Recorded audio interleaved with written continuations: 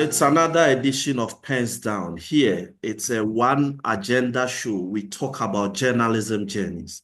This is the only show that connects with journalists from any part of the world and get to understand behind the scenes the things they grapple with, the experiences their stories may never carry, and some of the high points they love to share. Welcome and a happy new year to all of you for being part of this journey since we started in 2021. Today, we are traveling to East Africa, the East African country of Uganda. That is where we are touching base with the African editor of the Global Investigative Journalism Network, Benon Herbert Oluka. He is my guest on Pens Down today. You're welcome, sir. Thank you, and I'm glad to be here. It's good to have this conversation with you after a while. We've been planning for some time, so I'm happy that we're having this conversation. That's right. The rest of his profile is on the screen, so you can take your time and read while we go ahead with this conversation. First of all, sir, how did you discover the journalist in you? Why journalism for you? I think I discovered the journalist in me really when I was very young.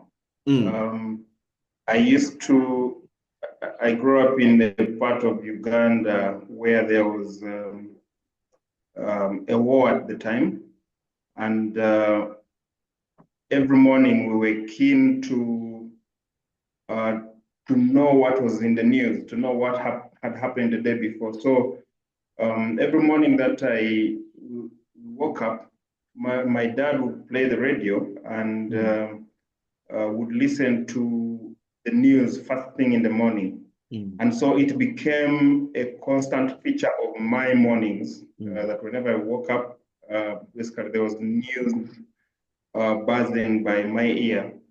And then, so that was sort of the first initiation into it. And then when as I was growing up and learning how to read, my dad would bring the newspapers home at the end of his work day. And then he would sit, once he was sitting and rested, he would ask me to read the newspaper to him. So I would literally, go through the newspaper from the front to the back page, reading the news back to him. It was not, I think it was his way of training me how to read. Okay. But inadvertently, he ended up introducing me to journalism, the beauty of writing, the beauty of news and storytelling. And so I got so passionate about it right from, I think, when I was about, I could say 8 or 9. Those who I grew up with will tell you that from sort of that, from that age, from the time I was about to leave primary school, I was telling everybody how I was going to be a journalist. So I nurtured, that passion for journalism for such a long time. And by the time I was in secondary school, I was editor-in-chief. First, I reported for the school newsletter. Then I became editor-in-chief of the school newsletter. I became information and library prefect. I was doing very well in my English and literature and English classes. And so it almost felt natural that I was going to get into journalism. But then I almost missed it because when I got into, when I was entering university, somehow my dad got this idea that human resource management was the best opportunity for me then. Wow. And so he veered me towards human resource management. And somehow I ended up in business school doing human resource management for my first bachelor's degree. Okay. But I think the passion for journalism had been so inculcated into me from the beginning that after, I think, 1 year of human resource management class, I felt like I was in the wrong place. And I began to look for writing opportunities. That's how the journey began. You've been here for a little over 12 years. Does journalism pay? Will you say the profession or the craft pays?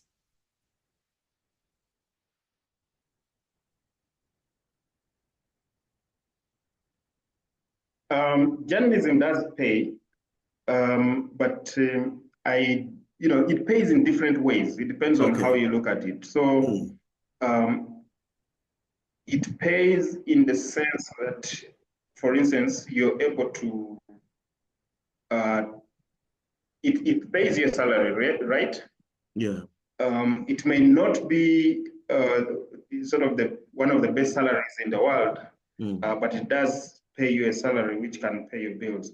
But also, if you are being creative within the profession, you can actually earn as a lot more. So, for instance, if I were to speak for myself, I realized very early on that journalism was not going to, one, pay me the money that I needed if I was working for one media house. Two, that it was not going to finance the reporting that I needed to do. So what did I do? I diversified. One, I looked for writing opportunities internationally. And then two, I began applying for grants, reporting grants. So those reporting grants were able to allow me to do some of the most impactful stories that I have done. I would never have been able to do some of those stories if I had only depended on the facilitation from my newsroom, within Uganda. So I was able to look for international writing opportunities besides my working for my news organization. I looked for grants. I submitted my stories for awards, and a combination of all those enabled me to have a sufficient income to not only sustain myself, but also to do some development. And then two, the other way in which I will say journalism pays is that it offers you opportunities. So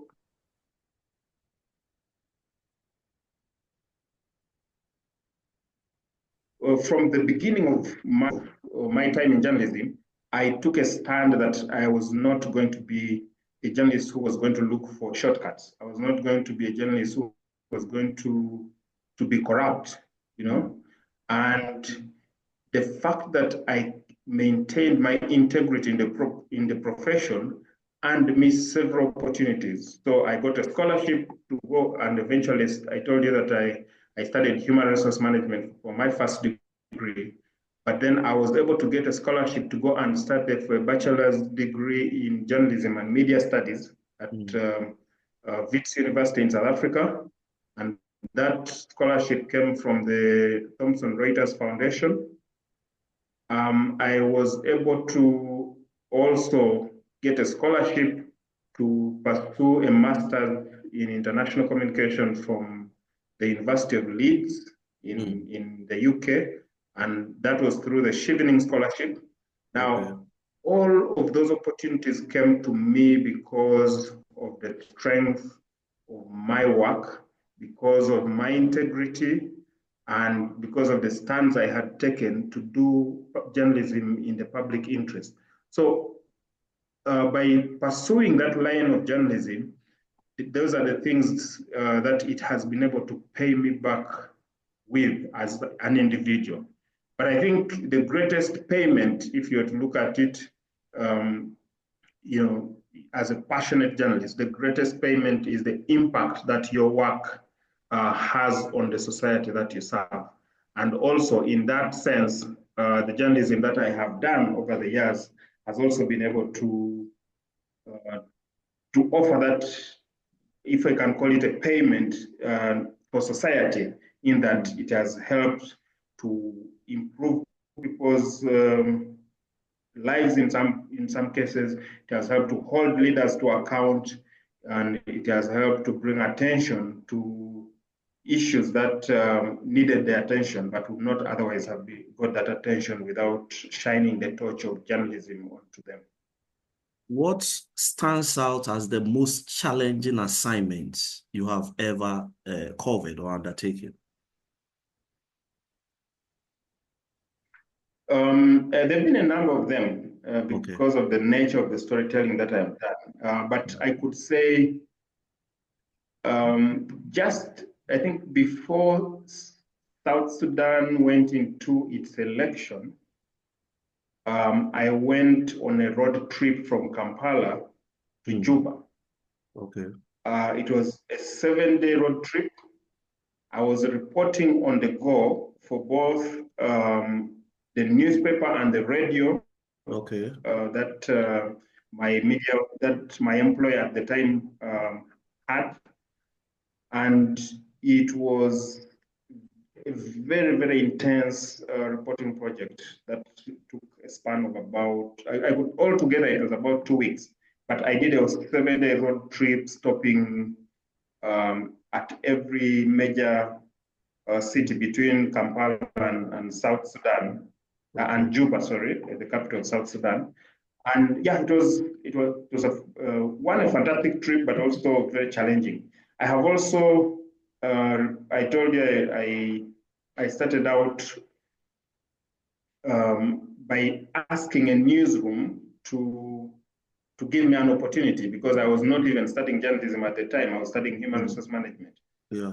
And one of the tests that I got was to go to the tail end of the war between the government of Uganda, between the Ugandan military and Joseph Kony, Lord's Resistance Army Group. That is, I'm sure you've heard of the ICC indicted warlord from Uganda. That's right. And that was one of my first reporting assignments. It was a baptism of fire. I was thrown into the deep end. And I spent about 8 to 12 days there. I had a very, very good editor who was very supportive, the late John, again, Kevin Aliro. He was in touch with me almost every other 2 hours, as I was doing the reporting. And that helped a lot to give me the confidence to do what was a very difficult assignment, and do it well. So I have also gone to the DRC to follow the Ugandan military when they were there. So I think, as you can see, some of my most difficult assignments have involved covering conflict and the military. Yeah. If there are proposals for the licensing of journalists, will you support it? Should journalists be licensed?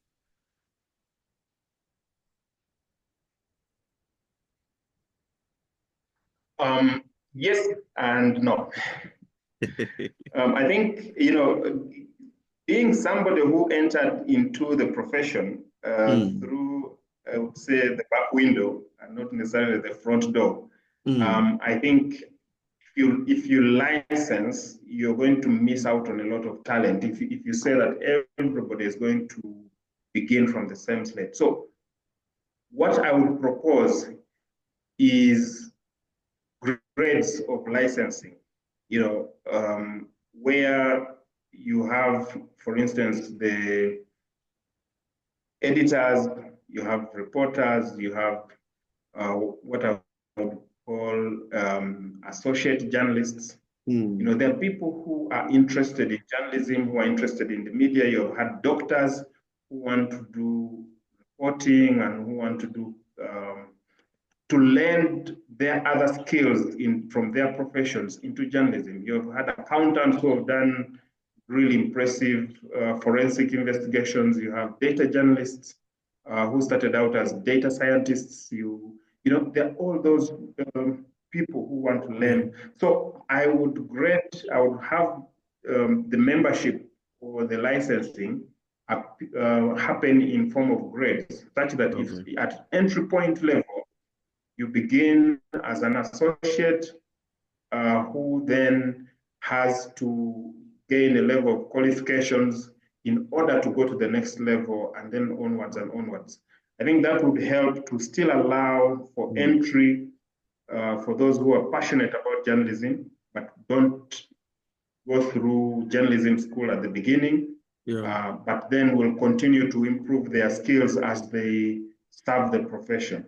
So that would be the way that I would use the licensing idea.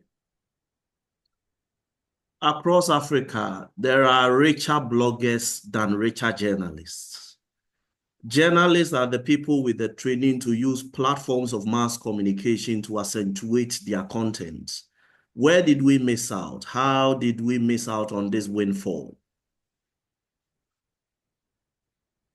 I think there has been a problem with journalism in that sometimes we've been too busy trying to look at journalism or to do journalism based on the resources that were there from way back without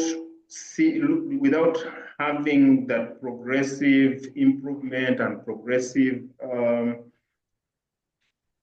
skills development within the profession, and yet, society as a whole has been progressing. If you look at, for instance, the banking sector, there was a time when every bank needed to have, needed to build branches in every region of a country or every small town, but they have embraced technology, and there was a time when they actually did not allow you to see what was in your bank account. If you recall, they kept that to themselves and they did not allow you. But over time, they have actually empowered you to have your bank details on your phone, to have your bank details in a card. So you're able to interact with your banking details and continue to bank with them. It have made it much easier for you to be able to use their services. And so they have even won more people over. They have embraced mobile money in many cases and all that. What they would have viewed as competition, they have embraced it. On the other hand, journalism has not been able to embrace some of these technologies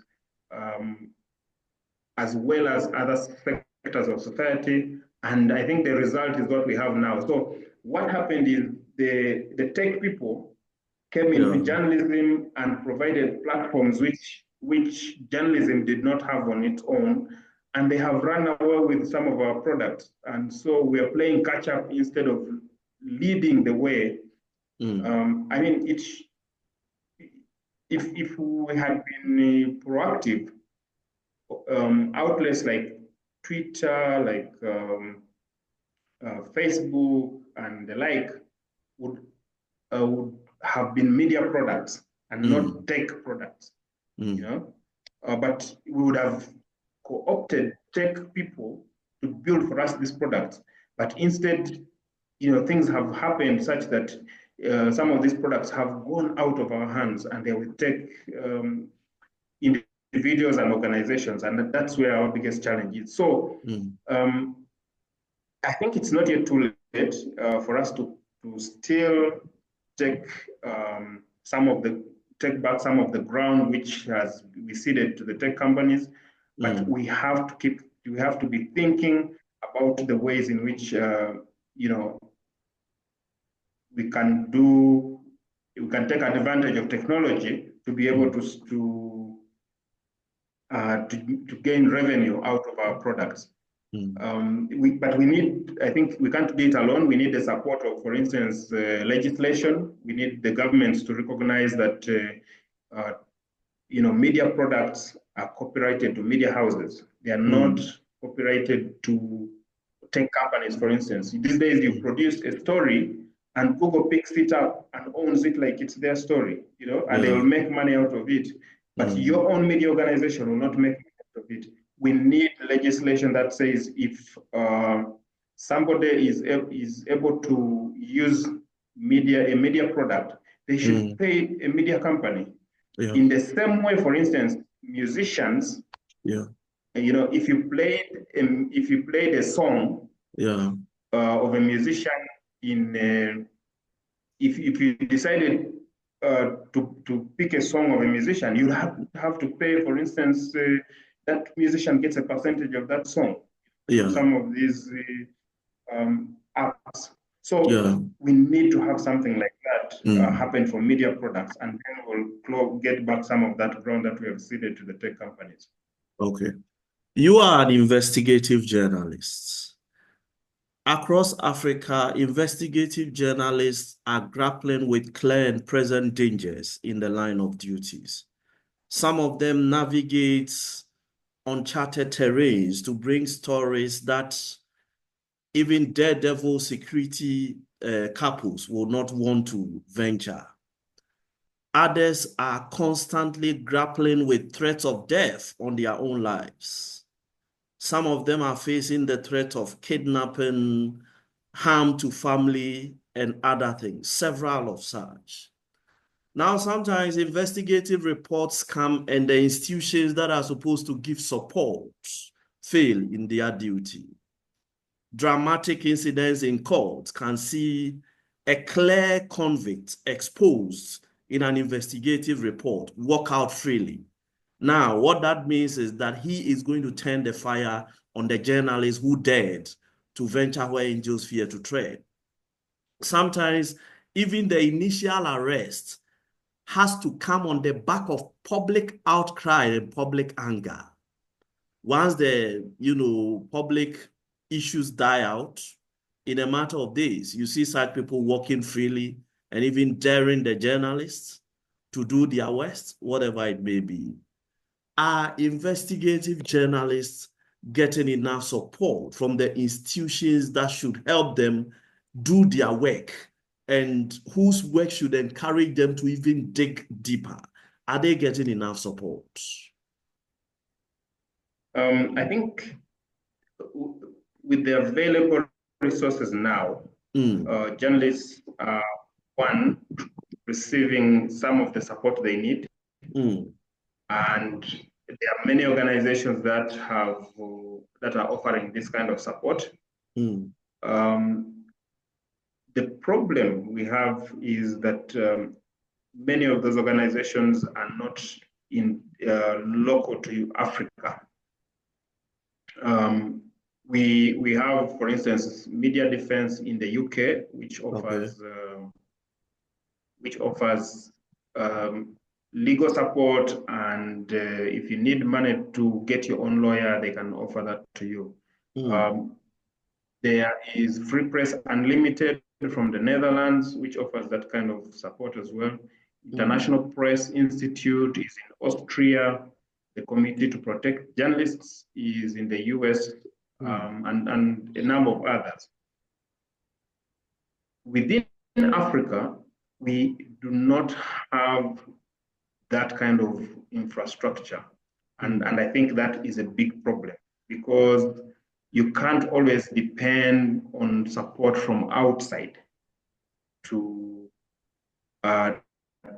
for that kind of for those kind of challenges. You need to develop homegrown networks that can help locally, that can leverage the strength of numbers within our own respective countries and across the continent, to be able to support journalists who have issues. I have seen what numbers can do to help journalists, because within the Global Investigative Journalism Network, we now have we have brought together more than 350 journalists who communicate on a daily basis through a WhatsApp group. They are able to alert others across the continent when something happens to one journalist. And we find that when something happens in a particular country and a journalist maybe is arrested, all the media houses that are part of this network many times produce stories, and the pressure that comes from journalists writing about this incident from different countries. We've seen journalists get released within a day or two, because the government does not want to bear the burden of that publicity and pressure. But when you look across the continent, I may be mistaken. I mean, there might be an organization I've missed out on, but I do not see a locally grown organization for the protection of journalists that has the leverage to do that kind of work. At GIJN, our mandate is to provide capacity development to journalists, to help them improve their reporting with the resources that we have and all that. We are not into protection of journalists. We leave that to other organizations, but where need be, we come in, but it's not our primary mandate as an organization. So I would urge that we grow these organizations locally, within our countries, but also across the continent, such that the strength of numbers of journalists is able to bear down on any country or government or private entity that tries to prevent a journalist from doing their job, or to, that tries to stand in the way of a journalist trying to do their job. Attrition in journalism. There are a lot of fine materials that are leaving the craft or the profession. So many people are relocated into politics, into public relations, corporate communications, so many areas. In fact, some are even venturing into agriculture or other businesses, wherever they might find some sort of solace or welcome. What is happening to journalism? Why are we having such high attrition levels in the crafts? I think it's just a natural result of loss of revenue in journalism, that we are not able to maintain our best talents. Many of us get into journalism because we are very passionate about serving society through journalism, and we are able to do the best work that we can using the most bare minimum of resources available to us.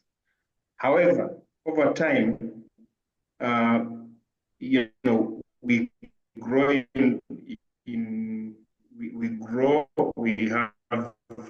we get additional responsibilities, we start families, and at the end of, once all that happens, once we start having families, once we start taking up responsibilities that, for instance, our parents used to take in the past, and we are inheriting these responsibilities, it becomes difficult for any journalist to continue if the is not commensurate with what they are putting in. So eventually, there's so many different opportunities around the world, and in competitive environments and free markets, a journalist will offer their services to somebody who offers them the better, wages, the better salaries. Now, our challenge would be to see to it that we are able to, the managers of media, ways of getting money back into journalism, such that we're able to retain that talent and continue doing the best journalism that we can. If we can't do that, unfortunately, it's very difficult to retain this talent when there are other organizations that can offer better terms of employment. There is a practice across a number of African countries. Journalists go for events or go to interview prominent newsmakers, and they are given money in envelopes. In Ghana, we call it Sole, which is the short form of solidarity. In Nigeria, they call it the brown envelope. In Namibia, they call it logistics. In fact, a number of African countries have different names for it. What is your take on that practice?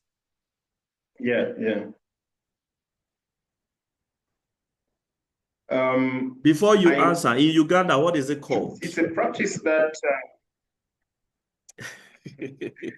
I think it's called facilitation. It's called facilitation, to facilitate their work.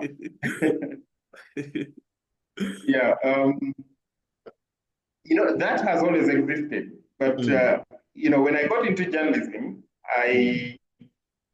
my editor, I had, this thinking that I think helped us as a newsroom to deal with this issue. He used to tell us, that every individual in the world has a price.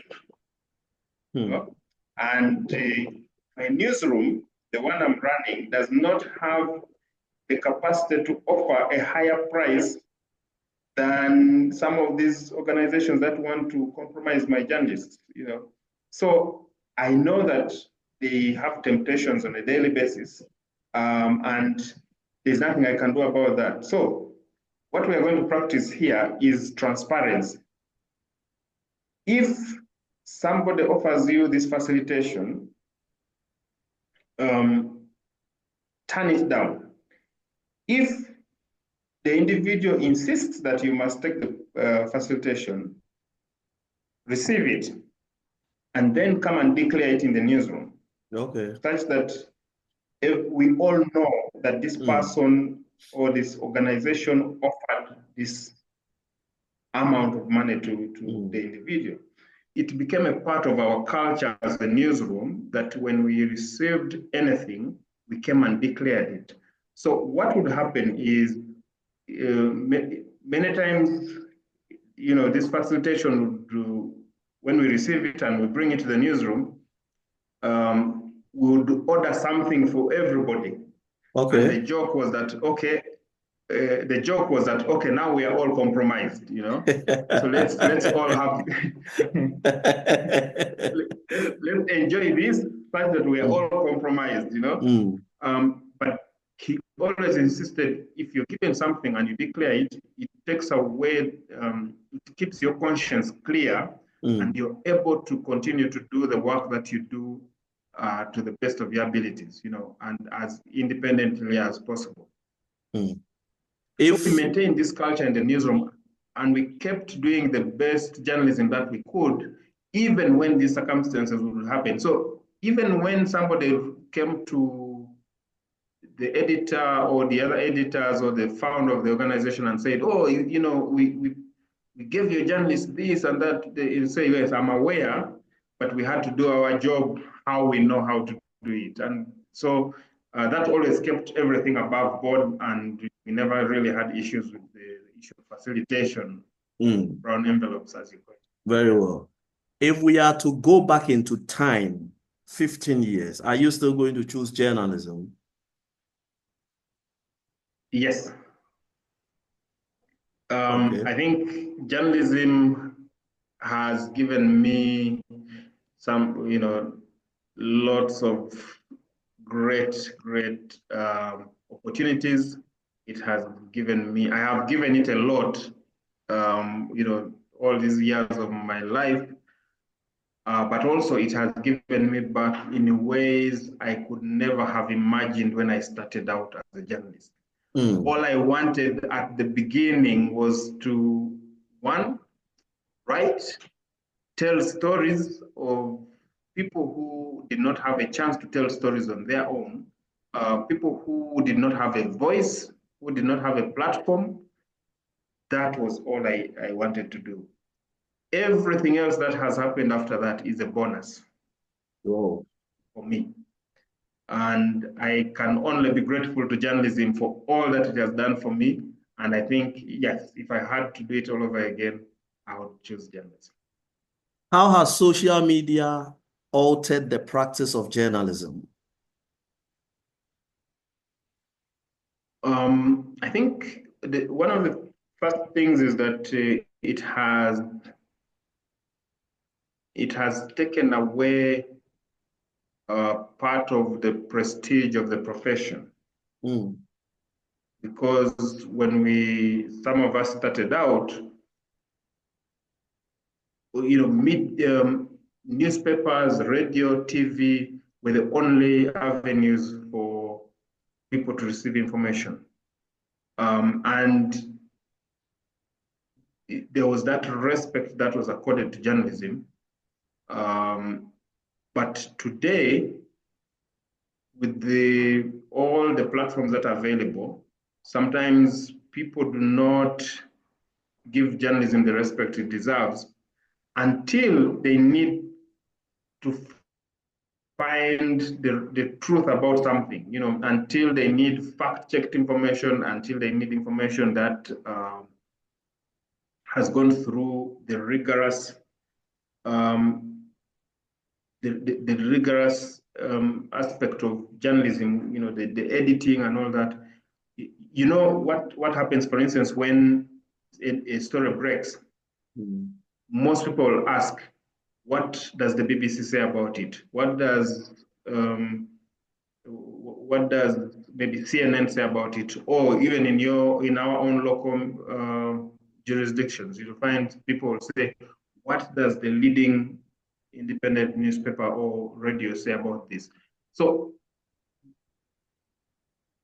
people still respect journalism, but it's no longer given the respect that it deserves because people feel that they have other alternative avenues of getting news. And I think that's the one thing that I feel sad about journalism. I mean, journalists are still doing their best. They're still adhering to the tenets of good journalism, but I think the society is sort of moving on to other platforms, and we have to find a way of making sure that we serve them even within those platforms and continue to do good journalism. It's one of the things that I'm thinking very hard about, and there's some research that I want to do along those lines and see how to be able to still continue to serve journalism, but within the spaces where audiences have moved to. Clear and present dangers are like punctuations in the line of investigative journalists. How many times has your life come under threat for the kind of daring stories you were doing or you wanted to do?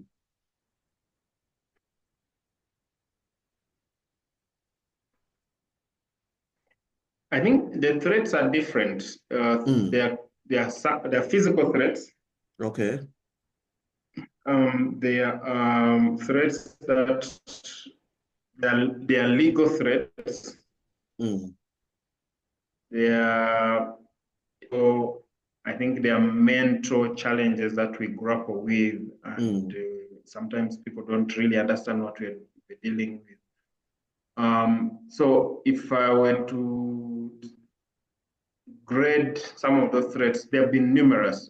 Physical threats, I have received threats of people saying they will, shoot me down. I have received warnings from intelligence operatives who were helping me investigate stories, my sources who were saying, no, at this point, you need to back off from this story because the pressure coming through. I think in one incident, one of the security investigators of a very serious incident was actually killed in a bar. People went and started a fight with him and then stabbed him and killed him and pretended that it was actually a bar brawl. But they had, actually the intention was to get rid of this person. So the investigative partner of this individual came to me and said, no, I think this is the time to back off from this story because there's too much heat on it. And so I had to step back. Some of the threats have come from politicians when the stakes are very high. Some of the threats have come from business individuals when you're investigating some of the activities where there's some kind of fraud going on. But I think one of the things we have to really take into consideration is preparation before doing stories, making sure there's a security plan while doing the stories, but also making sure that there's a security plan after the story has come out.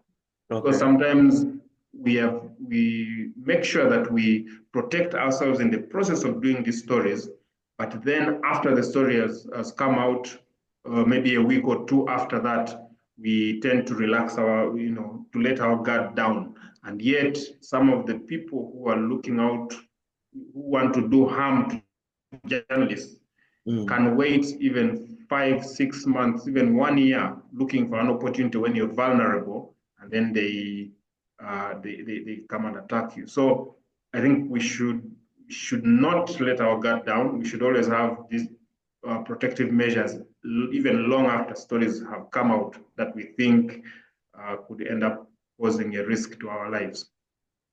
Let's talk about your golden memories. These 12 years or a little more. There are many. Yes, I think there are many golden memories.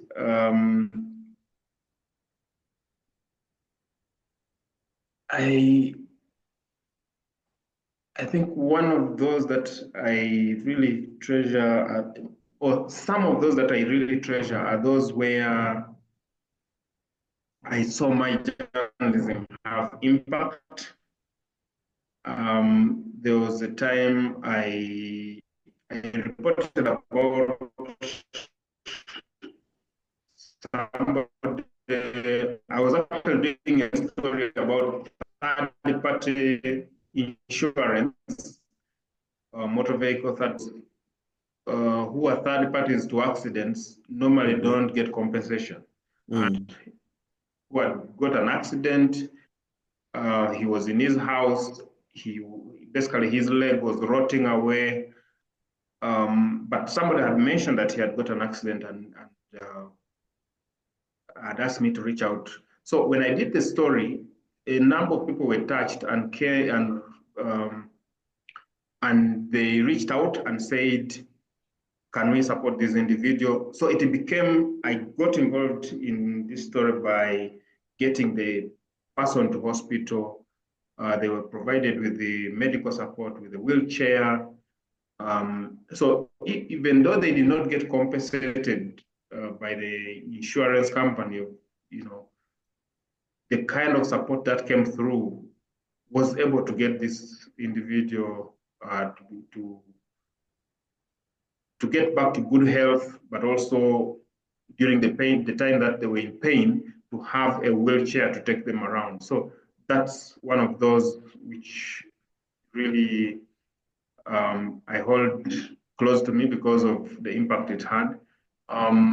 There was one where there was a child who needed tuition fees, school fees, and again, a story I did, people came together, put together the money, and supported this child. There was another child who had a medical condition, and having done a story, people came through and supported this child. So each time I have done those kinds of stories and people have come together because of the way I have told the story, and it has touched them enough to go into their pockets and share something with the person who I've written about. That shows me that I am on the right path. I am doing something that touches people enough to be able to want to do something. The other really wonderful memories are some of the awards that I've won. I think when I was in South Africa to receive the CNN Multi-Choice African Journalist of the Year award in the tourism category, it was a very, very special moment for me. It showed me that my work is out there and it's competing with the best on the continent, and it is being seen as some of the best work that is being produced on the continent. I have since also had like 2 other African awards, so altogether 3. And I think that shows that the work really goes up to the level that I'm where I'm competing with the best. Right now, I think I'm in a very, very good role where I'm able to mentor other journalists I'm able to provide resources for other journalists to do the work that to do the best work that they can. Having come from a situation where I did not even have formal training in journalism, the day I walked into a newsroom, and I was supported by editors who just saw the first article I wrote and said, oh, we think there's something here. This person has some talent. Let's try to nurture it. And they nurtured it to a point where journalism has been rewarding to me to this point. I look at every opportunity to support others who have the same passion, society. I'm sending the ladder back down to those who want to reach where I have reached. And so the job that I do right now is, I couldn't ask for a better place to be with the skills that I have gained, because I am now able to support others to do the kind of work that I've been able to do, and to grow, and improve the kind of investigative journalism that is being done across Africa. So that is one of the highlights of my profession right now. Maybe my final question. Political ownership of the media. All over Africa, there are politicians and politically exposed persons who own very powerful media platforms. Some of them are major news deciders. They control the narrative and all that. Are we caught in trouble? Is there a reason to be worried, or there's no cause for alarm? There is certainly a reason to be worried, because the people in places of authority, people in the management of public affairs, are the kind of people we should be scrutinizing how they act, the things they do. But if they're the ones owning media houses and they're influencing those media houses, then it becomes very difficult. It means those media houses become mere propaganda machinery for these individuals to send out, messages which are not which serve their interests really, rather than the public interest. I think there should be a level of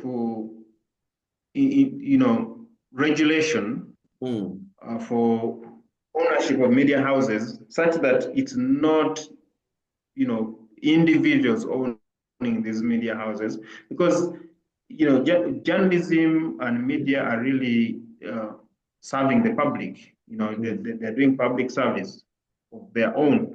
So, and once they're compromised, then we can't be able to do good journalism in those kinds of environment. But it's a very difficult thing to handle, because, again, like when we operate in commercialized environments, and those with the deep pockets called the shorts, it's a very difficult thing to do. So it's something that media practitioners again have to go back to the drawing board and say, how do we handle this kind of challenges? It's one of those emerging, or it's one of those challenges that we really need to pay attention to and see how to handle it. I don't have the answers. I hope some clever people out there can help us come up with some of the answers for these challenges. But definitely, it's an issue that should concern us. Let me pull the brakes here. Thanks a lot, sir, for your time on Pens Down. This program is called Pens Down because the pen, which is the tool of the journalist, this is where they drop it. They are no longer reporters and presenters. They are the newsmakers. Here we turn the table around and then give you an opportunity to have a back-end view of what journalists grapple with in their line of duty.